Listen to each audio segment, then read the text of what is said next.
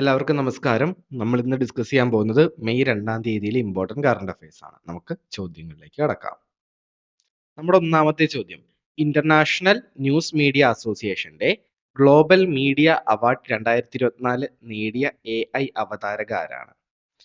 International news media അസോസിയേഷന്റെ global media award 2024 നേടിയ AI അവതാരകയാണ് സന.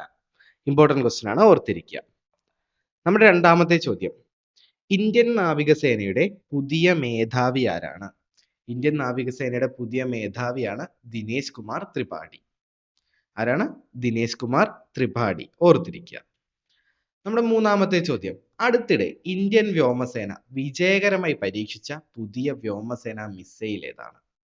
അടുത്തിടെ ഇന്ത്യൻ വ്യോമസേന വിജയകരമായി പരീക്ഷിച്ച പുതിയ വ്യോമസേന മിസൈലാണ് ക്രിസ്റ്റൽ മേസ് 2. ഇമ്പോർട്ടന്റ് ക്വസ്റ്റ്യൻ ആണ്, ഓർത്തിരിക്കുക. നമ്മുടെ നാലാമത്തെ ചോദ്യം, ലൂണ ഇമ്പാക്ട് ക്രാറ്റർ സ്ഥിതി ചെയ്യുന്നത് ഏത് സംസ്ഥാനത്താണ്? എന്താണ്?